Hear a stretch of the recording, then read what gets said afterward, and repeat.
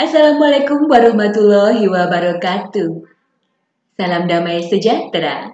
Siswa cerdas Indonesia, apa kabar? Semoga Tuhan Yang Maha Esa selalu memberkahi, membersamai, dan menjadikan kita semua manusia-manusia yang bermanfaat, bermartabat, dan mulia. Pada kesempatan kali ini, senang sekali saya bisa hadir kembali di ruang belajar kalian untuk kita bersama-sama belajar tentang materi yang luar biasa, yaitu sterilisasi. Baik, kita mulai dengan kompetensi dasar. Kompetensi dasar di bab 4 ini adalah dengan kode 3.4, siswa mampu menerapkan sterilisasi peralatan kesehatan. 4.4, siswa mampu melaksanakan sterilisasi peralatan kesehatan.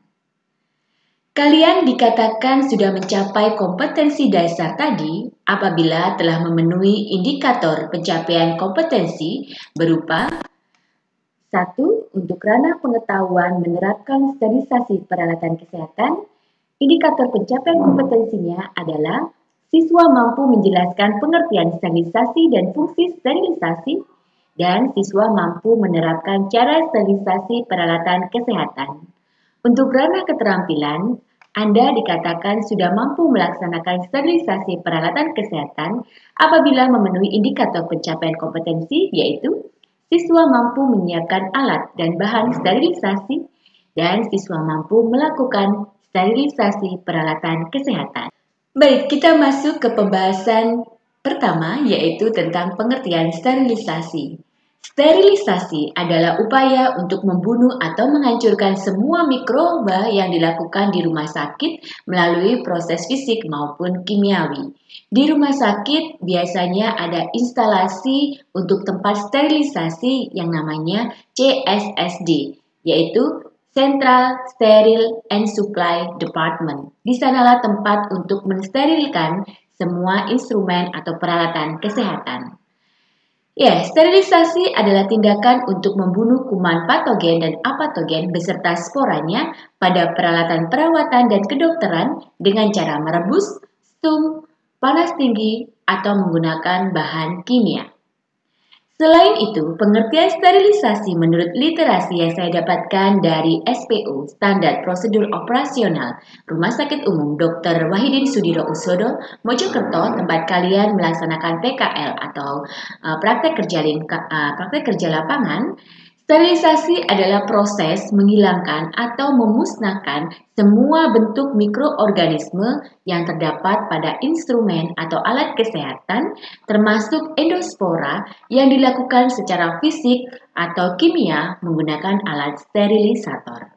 Baik, kita masuk ke pembahasan kedua, yaitu tujuan sterilisasi. Tujuan sterilisasi yang pertama yaitu membunuh semua mikroorganisme pada instrumen termasuk bakteri endospora. Bakteri endospora adalah sel bakteri yang telah mengalami diferensiasi atau perubahan menjadi lebih tahan terhadap panas, zat kimia berbahaya, radiasi, dan keadaan lain yang dapat membunuh sel bakteri biasa. Endospora berasal dari kata endo yang berarti di dalam dan spor yang berarti spora.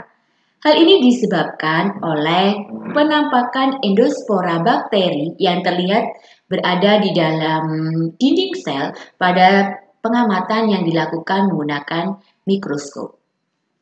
Tujuan sterilisasi yang kedua yaitu mencegah terjadinya infeksi silang. Infeksi silang adalah penyebaran penyebab penyakit di antara pasien dan petugas kesehatan dalam lingkungan pelayanan kesehatan. Tujuan sterilisasi yang ketiga yaitu menghasilkan instrumen steril yang siap untuk digunakan. Siswa cerdas Indonesia, sekarang kita masuk ke pembahasan ketiga yaitu tentang pelaksanaan atau cara sterilisasi.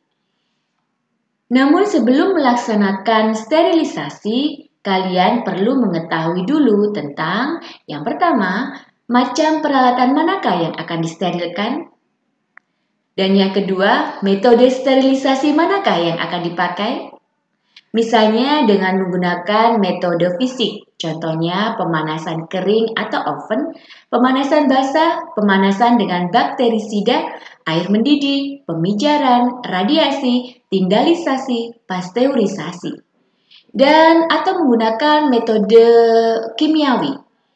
Contohnya menggunakan alkohol, sublimat, uap formalin, khususnya untuk peralatan yang cepat rusak. Misalnya, maksudnya cepat rusak bila kena panas, misalnya sarung tangan. Nah, untuk yang pertama, mengenai mengetahui dulu macam peralatan manakah yang akan disterilkan. Misalnya alat-alat yang digunakan untuk medis atau operasi sangat harus untuk disterilkan.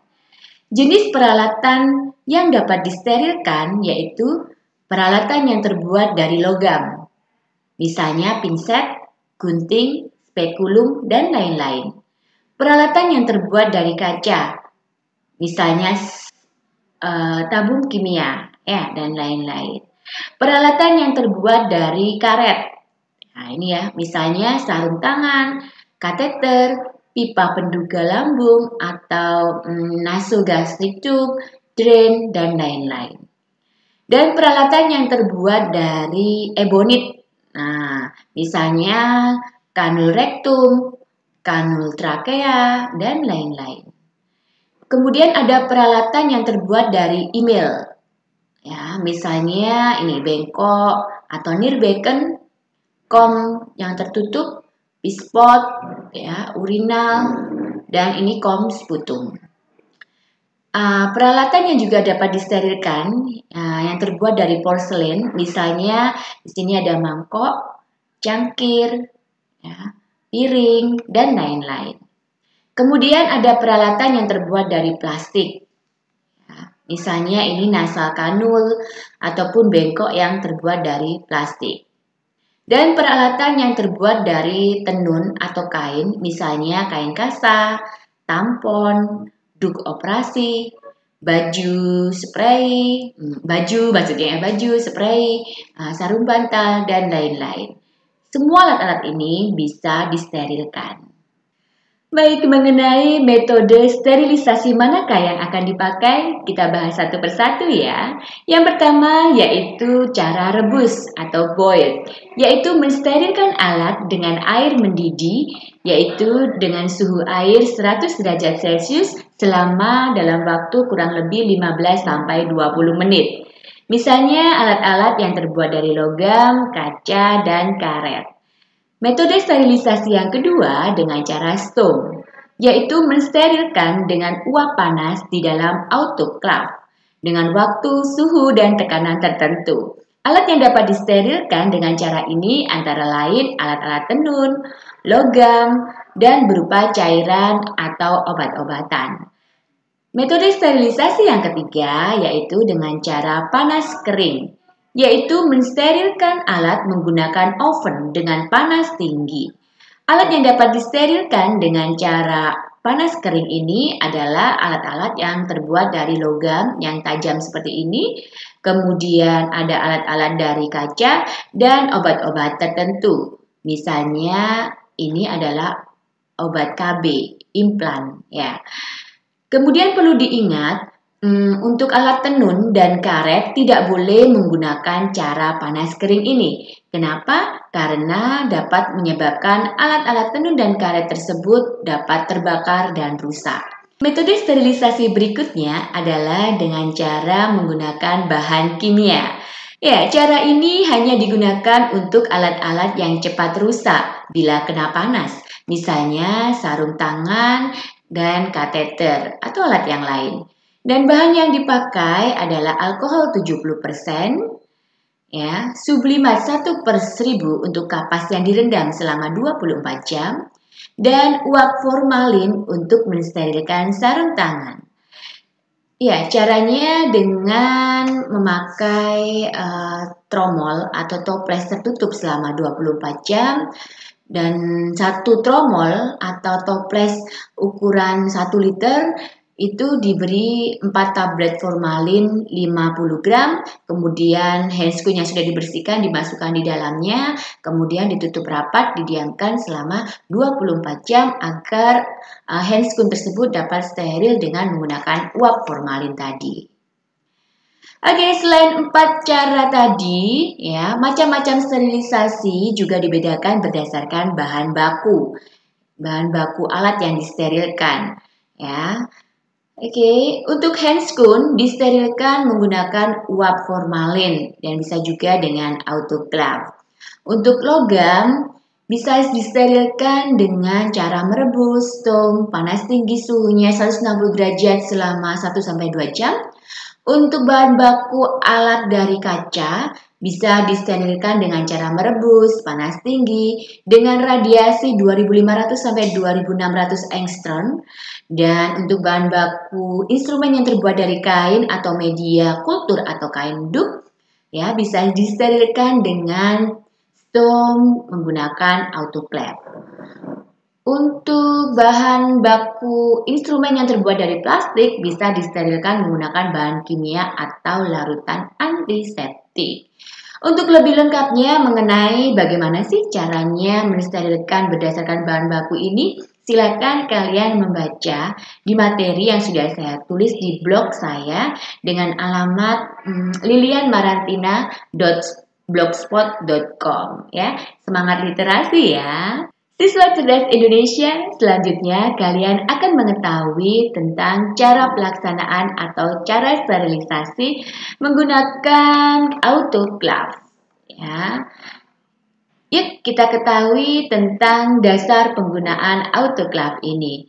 Autoclave juga merupakan alat yang dipakai untuk mensterilkan instrumen kesehatan. Autoclave adalah suatu bejana yang dapat ditutup yang diisi dengan uap panas dengan tekanan tinggi. Ya. Prinsip kerja dari autoclave ini adalah menggunakan panas dan tekanan dari uap air. Biasanya untuk mensterilkan media menggunakan temperatur 121 derajat Celcius dengan tekanan 2 bar selama 15 menit. Selanjutnya tentang bagaimanakah cara menggunakan autoclave ini akan saya kirimkan ke WA Group tentang referensi video pembelajaran cara menggunakan autoclave. Siswa cerdas Indonesia, selanjutnya kalian akan mengetahui tentang dasar penggunaan oven atau drying oven yang juga dipakai untuk mensterilkan instrumen atau alat kesehatan. Ya, ini adalah gambar dari oven atau drying oven. Oven atau drying oven adalah alat yang digunakan untuk sterilisasi atau pembersihan dengan menggunakan udara kering atau panas tinggi. Adapun cara penggunaannya dari drying oven ini adalah kita harus menghubungkan drying oven dengan sumber listrik. Ya, kemudian masukkan peralatan laboratorium yang ingin disterilisasi, peralatan kesehatan yang lainnya juga ya dimasukkan setelah dicuci bersih, ya dimasukkan di oven ini, kemudian diatur dengan rapi dengan tutup. Kemudian ditutup pintu ovennya dengan rapat. Hidupkan drying oven dengan menekan tombol on, ya pastinya ada tombol di sini. Kemudian lampu di drying oven akan berkedip. Dan atur suhu serta waktu yang diinginkan pada drying oven. Ya, jika peralatan yang terbuat dari plastik dan bahan yang mudah berubah ukurannya seperti pipet ukur dan lampu ukur, sebaiknya suhu tidak melebihi 100 derajat Celcius. Tentang pengaturan waktu, kalau pakai suhu 170 derajat Celcius maka atur waktu selama 1 jam. Kalau suhunya 160 derajat Celcius maka diatur waktunya adalah 2 jam. Kalau suhunya 150 derajat Celcius maka waktu yang digunakan adalah 2,5 jam. Kalau suhunya 140 derajat Celcius maka waktu yang dibutuhkan untuk sterilisasi menggunakan oven ini adalah 3 jam. Bila waktu yang diatur telah selesai, pengatur waktu secara otomatis kembali ke 0.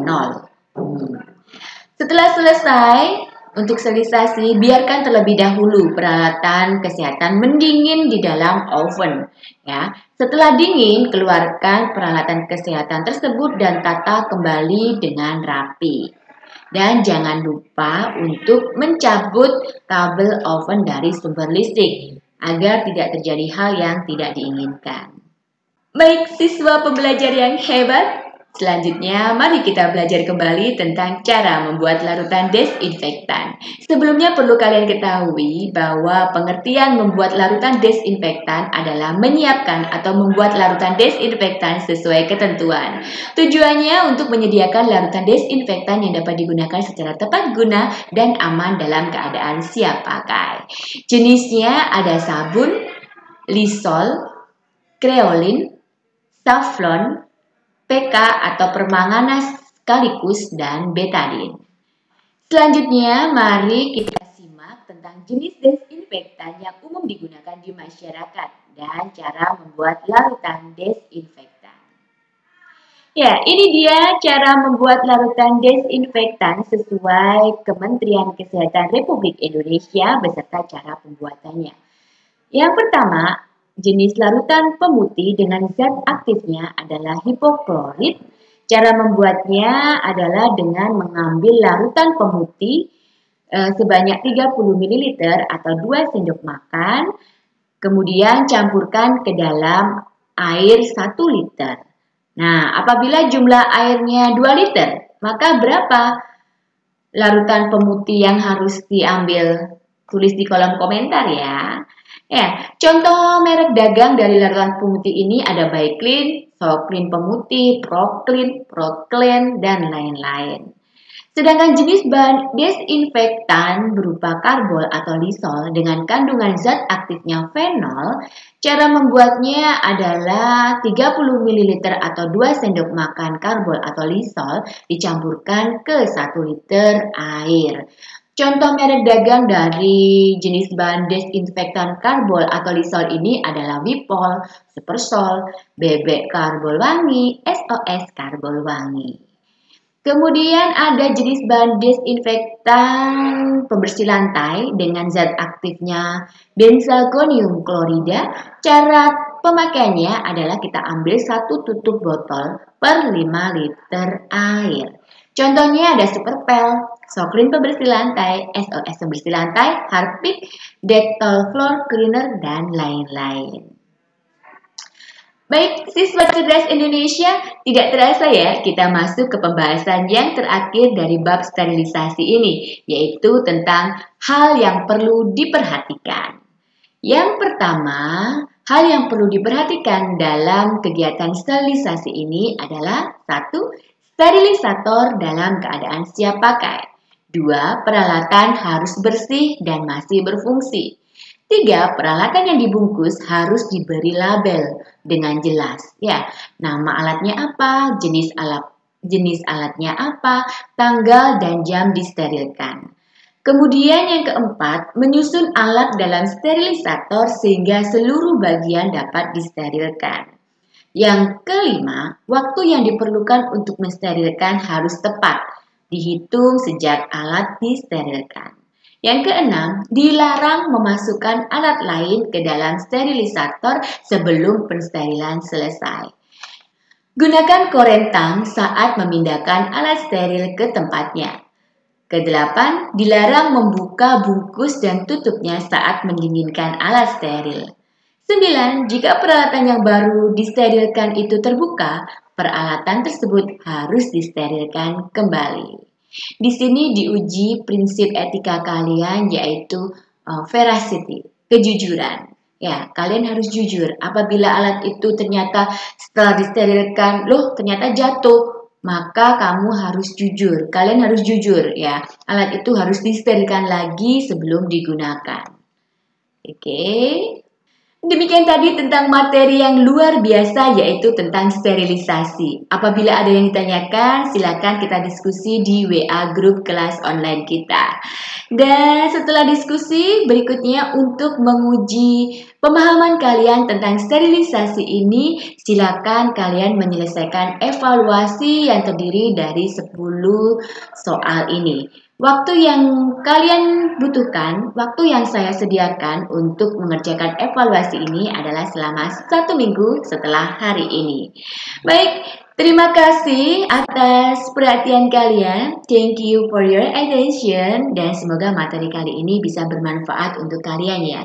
Terutama untuk bekal kalian apabila nanti PKL didinaskan di ruang CSSD, Central Sterile and Supply Department. Semoga bermanfaat, senang membersamai kalian dalam pembelajaran ini, and see you!